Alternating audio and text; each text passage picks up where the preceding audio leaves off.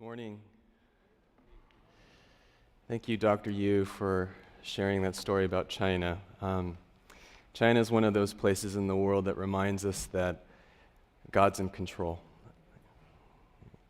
sometimes in spite of us. Well, thank you, Jimmy and Tommy, for inviting me to come here to CoLab. This is my first time at CoLab, and I have to admit, I had no idea what to expect.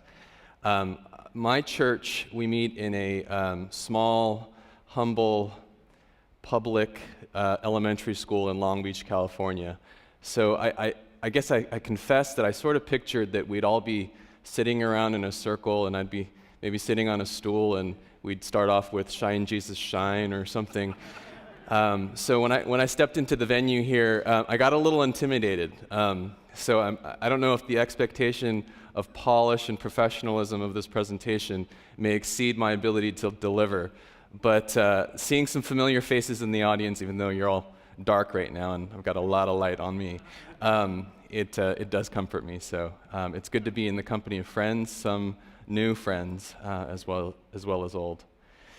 I'm going to start this presentation, and I'm going to apologize in advance. I'm going to go quickly because I've been told that I have a limited amount of time, which is perfect for me. So I'm going to go quickly. You may not be able to read every word on every slide, but I think it's better that we just run through the whole thing. And I'm going to start at an unusual place as a presenter, which is with a critique of the content. And I say that because some have asked us, the world is moving so fast. How can you possibly do a global trends analysis once a decade? It's a fair question, right? And in truth, a lot has happened since we wrapped up the interviews. Global financial crisis. We had a historic presidential race that ended with somebody in this picture who had a lot less white hair than he does now. A devastating earthquake in Haiti really caused us to re-examine how we do international aid. A series of uprisings roiled the Middle East and North Africa, and perhaps most globally significant, K-pop has taken over the music world. I'm not above the occasional ethnocentric worldview. So people have asked, why do you do this global trends analysis? Because this really started off 25 years ago as something just as an internal exercise. We just wanted to provide it for us and for our board. And over time, as we shared a little bit of it, people said, wow, we don't know of anything else quite like this. Would you make it more widely available? And we realized that to some extent, there's a common problem that we all confront, and I think exercises like this are helpful for. And I sum it up with one word: myopia. Our task, every one of us who's involved in an organization or ministry, we have that tendency, don't we, to put our head down and just go, right? Just focus on the things around us. And meanwhile, you get news flow, you read The Economist, you read the New York Times, you see the changes in the city around you, and you somehow don't connect these macro trends with your ministry. And so we decided that there was value because, we're a foundation that's been around for 37 years, and we've had relationships in over 100 countries, and we said, at the very least, we can offer is a network of great leaders who speak into a process like this, and we just have to do the disciplined work of listening. So we embarked upon a massive listening exercise, and that's what the product of this is. And what we look for are significant shifts, movements, new patterns that characterize the coming years. And then we ask the so what question. How will it impact our ministry? For us, one that involves primarily grant making and philanthropy. So let me acknowledge another weakness in the study, which is when you look at the profile of the respondents, we had too few that were women, and only 40% that were from the global south, or the majority world. I think this is a weakness. We tried very hard to correct this, but unfortunately it's partly a reflection of how male-dominated some of the sectors are that we interviewed. But I just wanted to acknowledge that. So the centerpiece of this study was a series of interviews. We really tried to be very selective. We tried to be representing a very wide cross-section of the church, and I say church with a big C, so it's people from multiple sectors of society, various countries, various roles, both regional and global expertise. Obviously supplemented that with a lot of secondary sources. We brought together an advisory group, people like Daniel Bourdonnais of IFES and Richard Howell of Evangelical Fellowship of India and David Young, who founded a think tank called Oxford Analytica, Chris Seipel, Institute for Global Engagement, Jane Overstreet, Development Associates International, Doug McConnell, the Dean of Intercultural Studies at Fuller. So obviously an esteemed group that helped us process just a ton of data, just qualitative data, because it was a sort of an inductive process, and sort of try to make sense of it all. And all along, of course, the First Fruit Board really was there to help vet and edit and steer. And like I said, we tried to represent a cross-section, so not just Christian ministry, not just the NGO sector or parachurch, but really other circles that might be outside of our traditional ones. And so then how did we ultimately select 10 trends? And we used a series of tests, what I call this analytical framework, and we said, how can we ultimately prioritize what's going to be out in front of us? And you have to make hard choices, things like a global pandemic and the likelihood of that happening, or the possibility of a cyber attack. I mean, those are, if you're the World Economic Forum or maybe U.S. State Department, might be very, very meaningful. But for us, in our relevance, in our world, we said it doesn't make our top 10. Important to know, important to kind of understand, but not within our top 10, and based on these criteria. And then, this is probably too small for people to read, but we also wanted to acknowledge some long-term undercurrents. So these are things that undergird the trends. So trends are these global shifts that will endure for, say, a number of years, but undercurrents are what drive them. They're much more long-term, they're wide-ranging, and they're empirically provable. So things like shifts in identity. To be Thai is to be Buddhist. You are a Pashtun before you're an Afghan. These kinds of identity issues are really the single greatest contributor to conflicts in the world.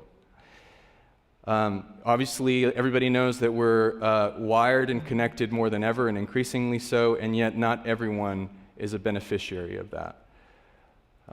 In 20 years' time, China's cities will add 350 million more people. So it's the largest massive human demographic shift in human history.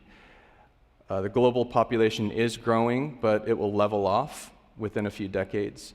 And actually, you're seeing depopulation in certain places. And then you have youth bulges as a phenomenon in many parts of the world. You've got non-G7 countries, these rapidly developing economies that are flexing their muscles internationally, geopolitically. You've got non-state actors that are increasing in their prominence, businesses, tribes, religious organizations, even criminal networks. We're going to talk about some of those and the influence of those and some of the trends. And then nearly half of the world live in countries that are water-stressed. There are crises, impending crises around depletion of basic resources, land degradation, pollution, climate change, etc. So let's get to the trends. So those are the undercurrents that really are driving some of these trends. The first trend, and easily the top topic of discussion among our esteemed group, was Islam and the growth and the significance of the growing Muslim population worldwide. Many of us in the West, this is another example of myopia. We sort of see the decline of Christianity. But on a global scale, Christianity is growing. And it's fueled primarily by the majority world. Islam is growing even faster. And it's fueled largely by high birth rates, higher than non-Muslim areas.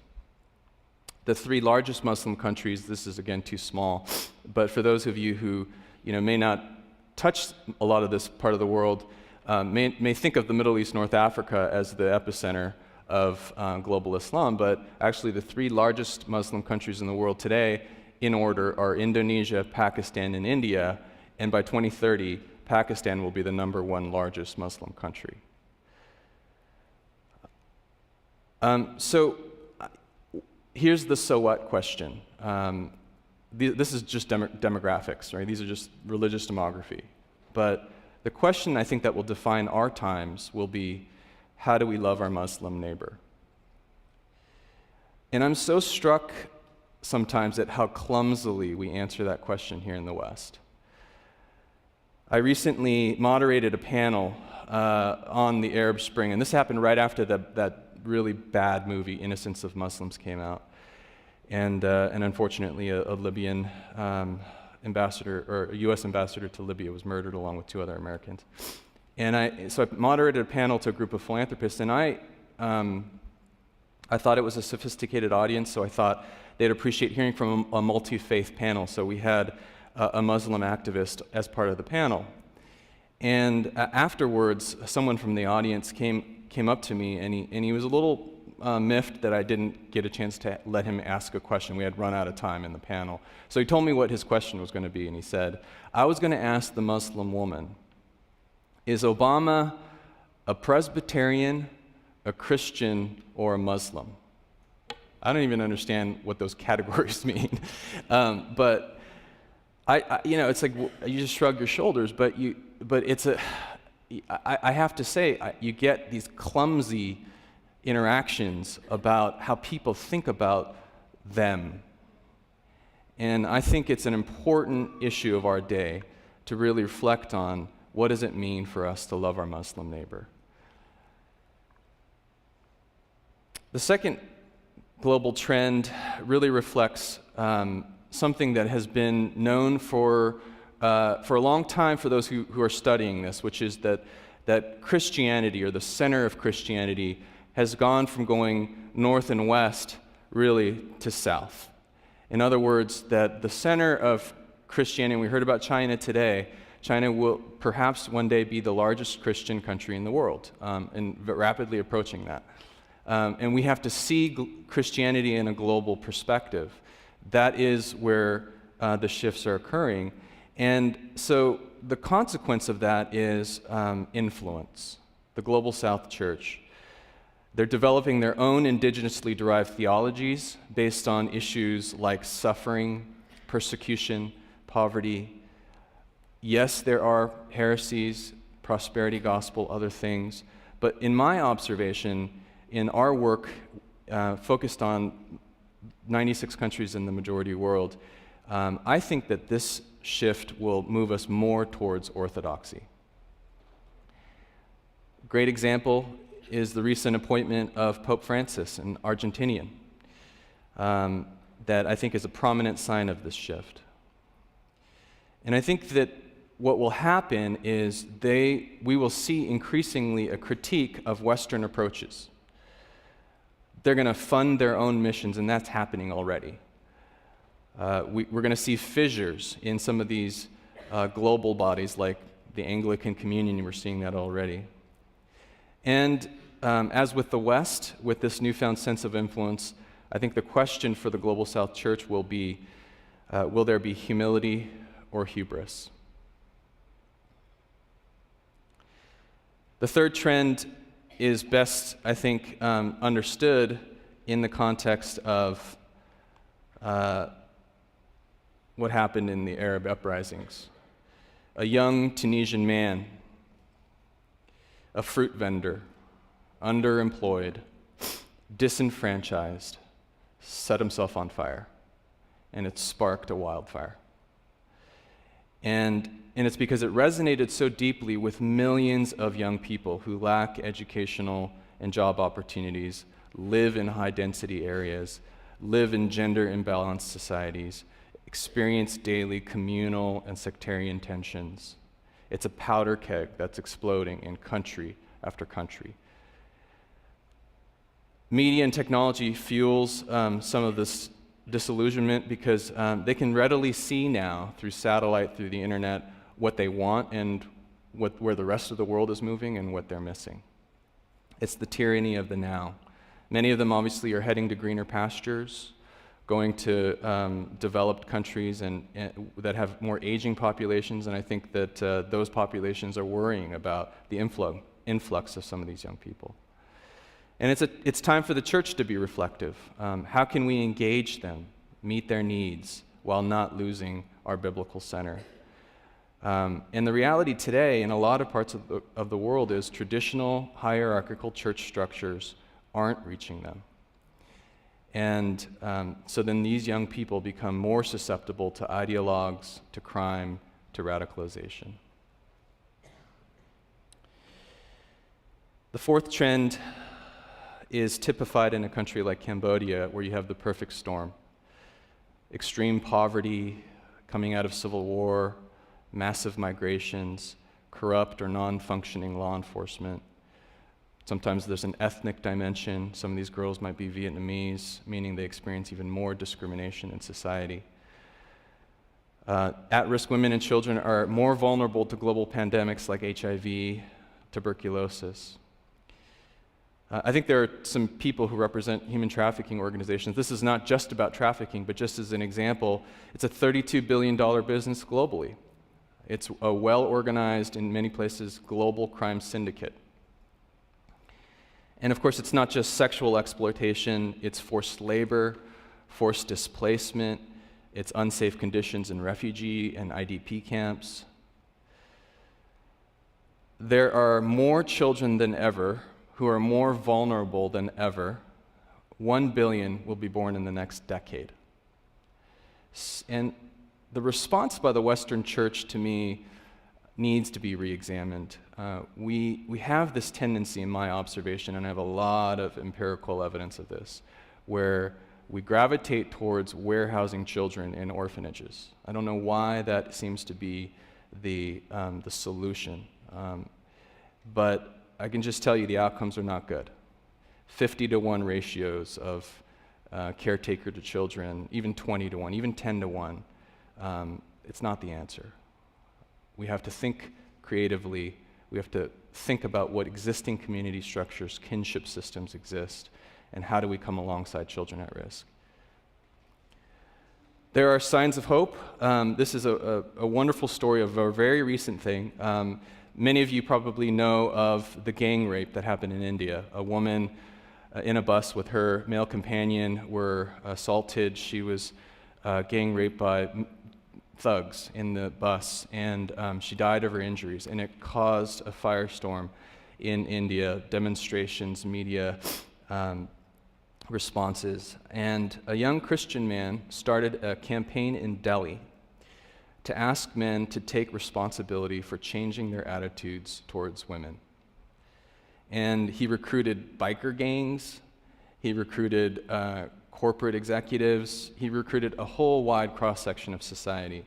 And they publicly rallied, and they got lots of media coverage, and it was simply to say this: we're sorry, we're part of the problem. They put together a confession wall. They had different goals written on it. Improvements that were cited ranged from refusing to take dowry, respecting women in the workplace, refusing to watch media that objectifies women. Signs of hope. After the Sichuan earthquake in 2008, the Chinese government acknowledged the role of the church in bringing relief to the victims of the quake. And what you've seen are lots of NGOs came and lots disappeared, but there has been an enduring structure that got registration that represented a coalition of churches that are doing long-term development in Sichuan. And I think it's an example of the church, one of countless examples throughout the world that are stirring to the causes of social justice and mercy.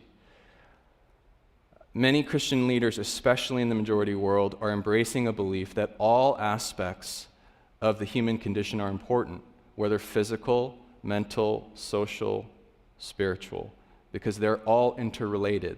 Because Jesus' example of faith and works, word and deed, grace and truth. Al-Qaeda, Al-Shabaab, Boko Haram, many other examples where you're seeing grassroots persecution as more commonplace in predominantly Hindu, Muslim, Buddhist areas, localized, at times government-tolerated. Radical Islam will continue to be lethal, but other segments of Muslim-majority society are actually modernizing and secularizing. So these are these countervailing trends that you try to make sense of. The trend is fueled by ideologies that highlight religious, tribal, ethnic differences. It's enabled by bad laws in places like Sudan, Pakistan, Saudi Arabia, where a small tiff recently last week in Lahore, Pakistan, for those of you who follow the story, it sounded like two drinking buddies had a little squabble. One was a Christian, one was a Muslim.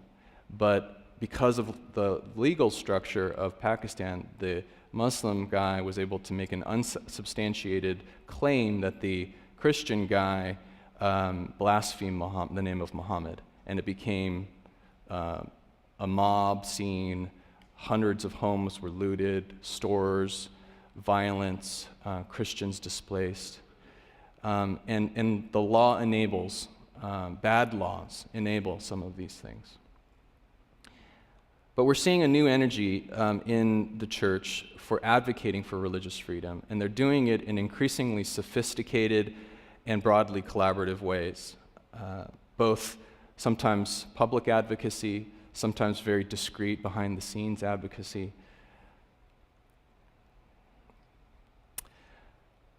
It's important to know that philanthropy is changing. In the US, it's no longer adequate to just say, teach a man to fish. Now it's a blurring of lines of nonprofit and for-profit, public and private, donation and investment, whatever it takes to achieve social impact. It's the social economy. It's not just teach a man to fish, but let's invest in the fishing net business. And in the majority world, it's everyone from billionaire Asian philanthropists, India, China are prominent examples, to the global diaspora sending remittances, to handful of rice mission fundraising programs. And the trend is about direct engagement. It's about bypassing the traditional structures. How many of you have made a donation recently on your mobile device? So you're a representative of a trend. People also want to give more than just money. They want to give talent. They want to give creative energy. They want to give social capital.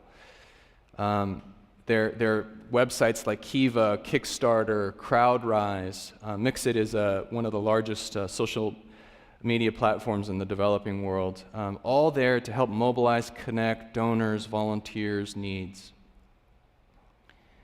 And it's becoming more results-oriented.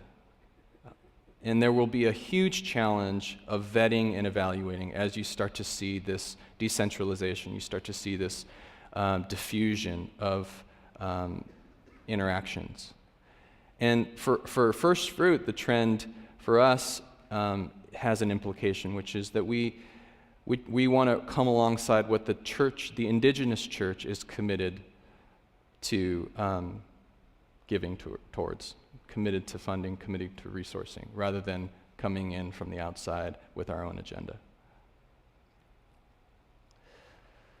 This one is obvious. I'm going to ask Danny to play the video in the background, and it's a story. How many of you saw the video on YouTube called United Breaks Guitars? So United Breaks Guitars is this guy who claims that United, in the baggage claim, broke his Taylor $3,500 guitar, and United wanted to take no responsibility for it. So he made this cheesy video on YouTube, and 12 million people saw it.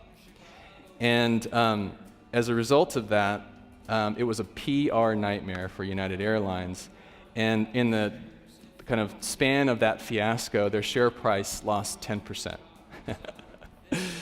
We can go to back to the PowerPoint.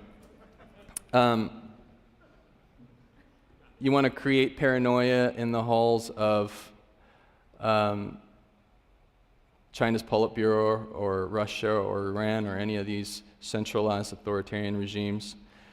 You know, before the Arab uprising, it was the Orange Revolution in 2004 in Ukraine. It was, a popular uprising in Iran called the Green Revolution. Although unsuccessful, it was a well-studied case study. In the span of less than 2 weeks, there were 2 million tweets about the election in Iran in the height of the demonstration period. It's the US Defense Department saying that a cyber attack could create a cyber Pearl Harbor. What's the so what for us? I think every traditional structure or institution, whether state, multinational corporation, denomination, will want to understand how to use these emerging tools for the greatest good. How do we evangelize? In closed countries, even in open countries. How do we disciple? How do we build up leaders? How do we engage younger people? How to create genuine community? I had just a quick story. I was in India hearing testimony of a young Brahmin medical doctor, young woman in a church in Hyderabad. And she said that when she came to faith, her dad was so angry and so opposed that he put her on house arrest for a year. But here's the thing. In her room, at the church she attended called New Life AG Church in Hyderabad, they live stream all their services. So she was able to participate in the church in privacy, in secrecy, on house arrest. Technology moves power to the edges. I'm going to say, with apologies to the author, that the world is not flat. There will be multiple modernities. There will be effects on religions as developing regions become more modernized. Oz Guinness was one of our interviewees and told us, where there has been modernity, faith has not prevailed. How does the church exegete shifts in culture? To be unambiguous about absolute truth while being relevant, to celebrate diversity but not secularization. Last month we put together a focus group, Hindu IT professionals in Hyderabad. And we asked them a range of questions about the role of religious diversity in a new India. And in some ways, they were as urbane, globally aware as any group in Stockholm or Paris or Los Angeles. But then when we got into topics like arranged marriage, dowry, family, freedom of religion, remarkably traditional. Cultural hybridization. And finally, and this is the last one, and then we're going to open it up to just some interaction, which I think will be much more fun. Non-readers on the rise, and this is really a two-part trend. Of course, the one that's more obvious is a paradigm shift occurring in the church.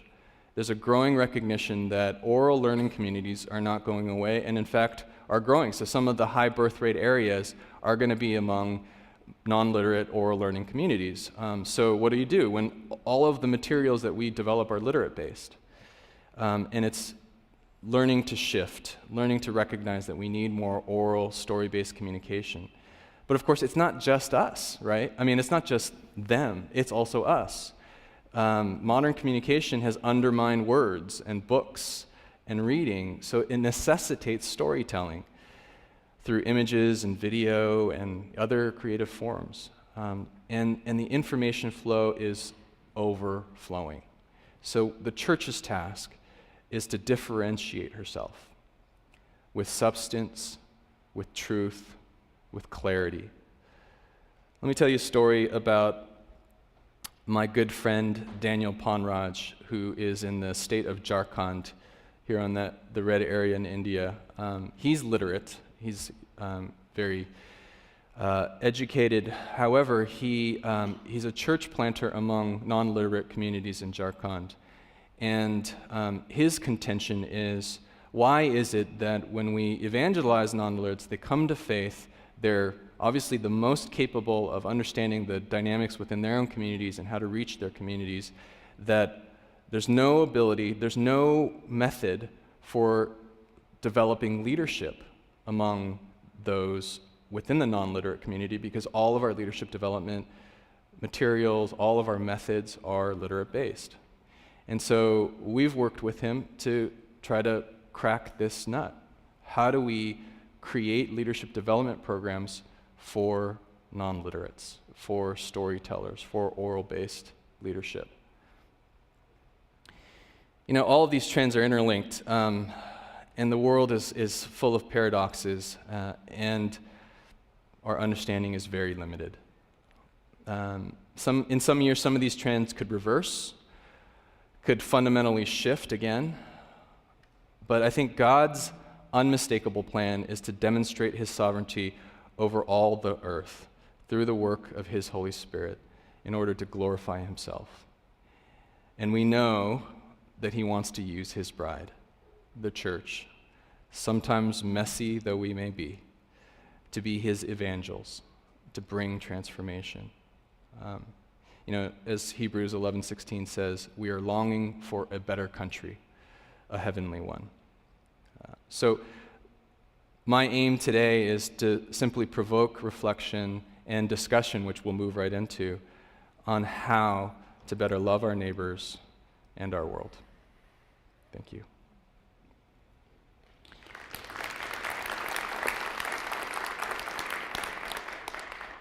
I'd love to invite people to either make a comment or ask a question or offer even more critique on our analysis here. Yes? Paul, I appreciate your presentation, and one of the areas you mentioned right at the beginning is just that you self-critique, that you didn't talk to a lot of women that are part of it. But as we see, there's a big trend going on amongst women across the world, and you talked about some of the tough things that are going on. Thank you. Amongst women. Just recently at the Global Economic Forum, Christine Lagarde in her address talked about the 3 billions, China, India, and women. And I would love, I don't know if you have any comments from that perspective. I know you didn't have a chance to really interview a lot of those women or survey them, but just curious what you think from the perspective of the effects of the rising education, level of workforce, et cetera, of women. I think it's a long-term trend. I think it's happening. I don't think it's quick enough. Obviously, a lot of people are putting a lot of attention on trying to focus on creating more opportunities for women, because it's just been such a disparity for so long. So it'll take time. But I think a couple of anecdotal things. The next time we do this trends analysis, there's no question, just observationally, there are a lot more women in positions of leadership in a lot of the organizations with whom we interact. I was recently in, it's funny, I come from a Presbyterian church. We don't, I may be chastised here, but we don't have women elders in our church. And yet it's interesting how when we do mission in China, we work with mostly women-led congregations. It's a double standard. It's a painfully apparent double standard. But part of it is to recognize that women are, at the forefront in so many of these areas, and we can't ignore that. Joseph D'Souza leads OM India, which is easily the largest national movement within the OM organization, and he said, most of our churches, most of our leadership are women, and he said, don't bring your Western theologies over here, you know. And I mean, I shouldn't say it that way because it may seem like I'm disparaging Joseph. It's actually the opposite, but just a reflection for us, you know, to question our own assumptions, to ask ourselves those kind of questions. Why are we excited about these rapidly multiplying, just thriving movements that have such a powerful women workforce and energy and creativity behind it, and yet we continue to operate on these other assumptions?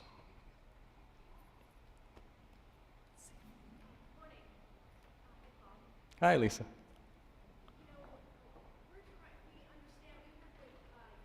High school age youth in China, and we realize that they're all on their iPhones, they're all using social media, and we're trying to move all of our workshops from paper to digital, and then utilize social media once they get back to China with their mentor in China.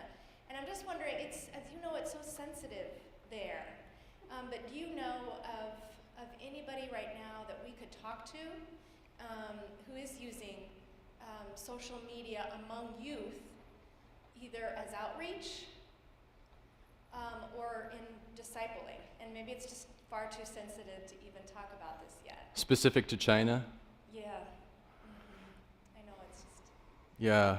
We're trying to figure it out, and because I know that is the trend, is the social media and Weibo and Yeah. you know, the blogging, and they're using it. Yeah. What I've seen more in China is less youth in the way you're probably focusing, and more in kind of what we would describe as kind of the young adult, young professionals crowd. I mean, the blogosphere in China is totally chock full of Christian. They may not necessarily come out and wear their faith on their sleeves, but so many of their perspectives clearly are informed by faith. Interestingly enough, a lot of them have been very influenced by Reformed theology.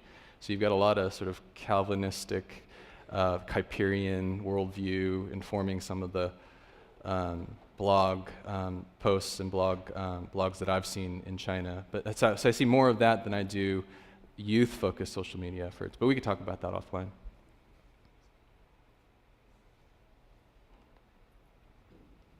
Paul, hi. A comment and a question. First, the comment, I think for all of us, especially if we look at the foundational question of addressing global poverty, if you will, part of the subtext there, probably more has been done by Western capitalism than by Western thought in the last 25 years in lifting the poor out of poverty, whether you go to India or to China, now to Africa. So that just a comment is for us to reflect on. At the same time, Western thought, if you will, in specifically in the form of the work that we do here, taking the word of Christ to the outer edges of the world, into India and China, to the countries, we have made tremendous progress. So lots to celebrate. The question that comes back, which would be to you and to the group, is what can we learn from now the Chinese and the Indians?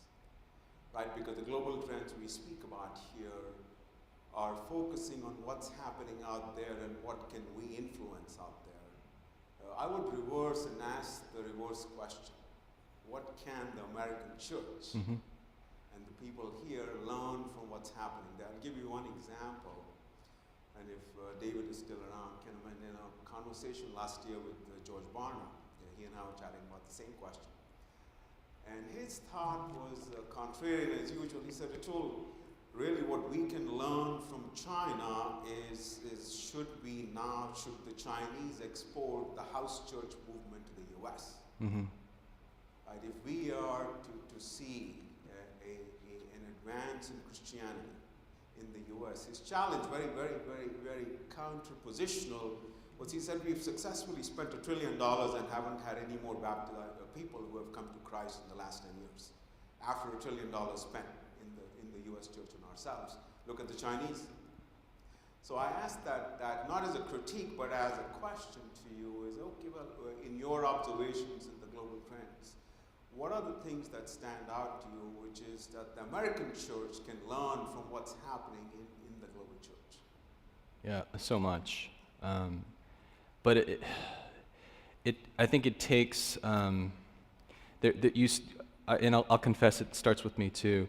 Sometimes we start with the very cliche, almost patronizing places, right? Oh, you guys are so, you know how to operate in poverty, and you're so happy amidst poverty, and things like that. That just we have to get past those very cliche, superficial things. I think there are very profound, deep reflections to learn from China and India. Interestingly, we recently gathered young leaders from those two countries in Hong Kong this summer. Actually, one of the young Indian leaders is here, and we did that because we said we need to see south to south cross-pollination. There's a lot for them to learn from one another, let alone what we need to learn from them.